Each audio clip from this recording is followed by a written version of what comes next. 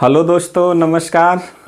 स्वागत है आपके अपने YouTube चैनल गुरुकुल पॉइंट में। कैसे हैं दोस्तों? उम्मीद करता हूं बहुत अच्छे होंगे।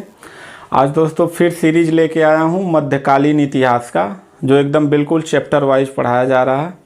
इसके पहले मैं 15 वीडियो दे चुका हूं। अगर आप नहीं वो वीडियो देखे हैं तो आप प्लेलिस्ट में चले जाइए, वहाँ मध्यकालीन इतिहास का प्लेलिस्ट बना है, वहाँ से 15 वीडियो एकदम चैप्टर वाइज पढ़ाया गया। उसको आप देख लीजिए तो ये ज़्यादा समझ में आएगा।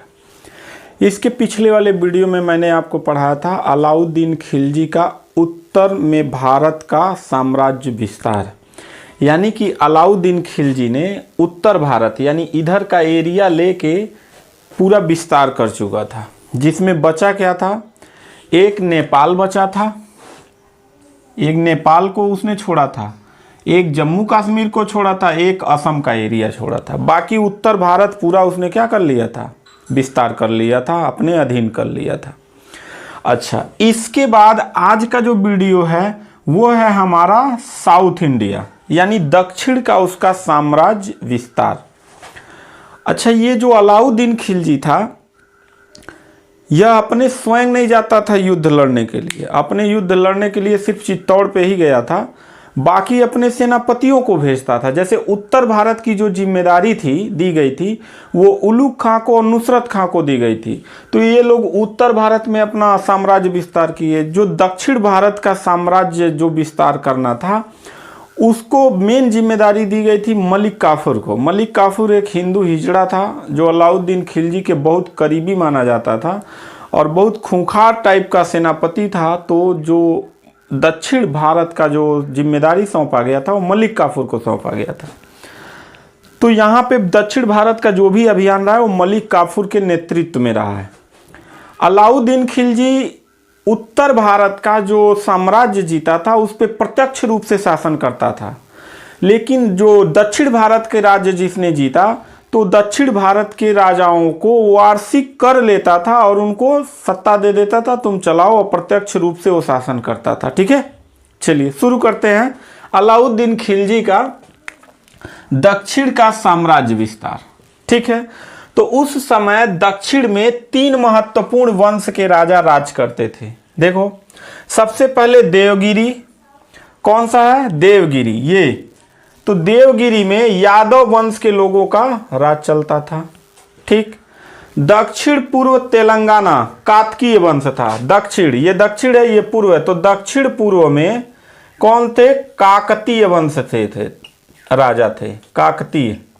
ठीक है, इसके बाद था एकदम नीचे का एरिया द्वार समुद्र। द्वार समुद्र में जो राजा थे होयसल थे। कौन से थे? होयसल। यही 3 महत्वपूर्ण शक्तियां थे साउथ इंडिया में, यानी यादव वंश देवगिरी में, तेलंगाना काकतीय वंश और द्वार समुद्र में होयसल। ठीक है, इन साउथ इंडिया में जो साम्राज्य विस्तार हुआ ये जीतने का जो श्रेय था वो मलिक काफूर को जाता है। किसको? मलिक काफूर को जाता है। वहां पे अलाउद्दीन खिलजी ने शासन अप्रत्यक्ष रूप से किया था। किस रूप से? अप्रत्यक्ष रूप से किया था। अब समझते हैं, सबसे पहले हम लोग समझेंगे यादव वंश यानी देवगिरी को समझते हैं। देखो, दिल्ली से सबसे पहले देवगिरी को जब ये अलाउद्दीन खिलजी जो है ना राजा बनता है, दिल्ली की सल्तनत पे बैठता है, तभी उसने यहाँ पे क्या कर लिया था? अधीन कर लिया था। यहाँ के राजा जो थे वो थे रामचंद्र देव थे। कौन थे? रामचंद्र देव थे।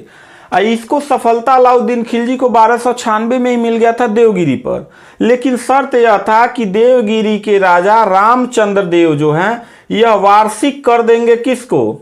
दिल्ली सल्तनत को, यानी अलाउद्दीन खिलजी को। लेकिन इनका बेटा था जिसका नाम था शंकर देव।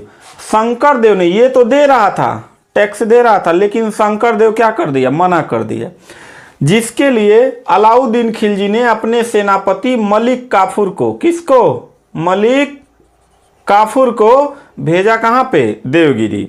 और देवगिरी जाते ही जो रामचंद्र देव थे इन्होंने क्या कर दिया? मलिक काफूर को आत्मसमर्पण कर दिया, और आत्मसमर्पण के बाद इनको उठा के लाया गया कहां? दिल्ली। दिल्ली आने के बाद आत्मसमर्पण करने के वजह से अलाउद्दीन खिलजी ने इनको राय रायान की उपाधि प्रदान की और एक जागीर थी गुजरात की, ये गुजरात की एक जागीर थी नौसारी, इनको दे दिया और 1,00,000 स्वर्ण टंके देकर इनको क्या कर दिया, वापस भेज दिया। और रामचंद्र देव अलाउद्दीन खिलजी का क्या बन जाता है, मित्र बन जाता है और वह टैक्स देना शुरू कर देता है। यानी यहाँ पे रामचंद्र देव को आत्मसमर्पण कर देते हैं, जिसकी वजह से इसकी उदारता को देख के इसको रायान की उपाधि देता है अलाउद्दीन खिलजी, जागीर दे देता है नौसारी का यानी गुजरात का, और उसके बाद 1,00,000 स्वर्ण टंके देकर इनको क्या भेज देता है, वापस भेज देता है देवगिरी। ठीक है, यह था देवगिरी का अभियान। अब समझते हैं तेलंगाना का। यहाँ पे किस राजा का वंश था, कातकीय राजाओं का क्या था, शासन था, और वहां के राजा थे रुद्र प्रताप देव। वहां के राजा कौन थे, रुद्र प्रताप देव थे। इसकी राजधानी थी बाबू वारंगल। ठीक है, और वारंगल पे 1310 ईस्वी में मलिक काफूर ने क्या कर दिया, हमला करने जा रहा था, और इसकी सेना को देखते ही रुद्र प्रताप देव ने क्या कर दिया, आत्मसमर्पण कर दिया। इसके साथ ही सोने की एक मूर्ति बनवाया, जिसको जंजीरों से बंधवा दिया, 100 हाथी और 700 घोड़े देकर। ठीक है, मलिक काफूर को 700 घोड़े, 100 हाथी और एक सोने की अपनी मूर्ति बनवा के उसको सोने की जंजीरों से जकड़वा के और संसार का प्रसिद्ध हीरा कोहिनूर हीरा भेंट किया, किसको, मलिक काफूर को। और यह मलिक काफूर जो है कोहिनूर हीरा किसको दे दिया, सुल्तान को ले जाके दिल्ली में उपहार में दे दिया। ठीक है, सुल्तान को यानी अलाउद्दीन खिलजी को। ठीक, और इसके बाद मलिक काफूर पहुंचा होयसल। होयसल मतलब द्वार समुद्र पहुंच गया, एकदम नीचे वाले हिस्से में, और वहां का राजा था बल्लाल तृतीय। वहां का राजा कौन था, बल्लाल तृतीय था। और 1311 ईस्वी में साधारण युद्ध के बाद ही तुरंत इसने भी क्या कर दिया, आत्मसमर्पण कर दिया। मलिक काफूर यहाँ साउथ इंडिया रामेश्वरम तक लूटपाट किया था। एक लिंग महादेव मंदिर था, उसमें सोना चांदी था, उसको भी खूब लूटा पाटा, लूट पाट के साउथ इंडिया को अपने पूरा क्या कर लिया, अधीन कर लिया। लेकिन यहाँ शासन अप्रत्यक्ष रूप से करता था अलाउद्दीन खिलजी, अप्रत्यक्ष रूप से, यानी हर राजा को वार्षिक टैक्स लेता था। ठीक है, वार्षिक क्या लेता था, टैक्स लेता था, और उत्तर भारत में प्रत्यक्ष रूप से शासन किया। ठीक, यह था इसका साम्राज्य विस्तार।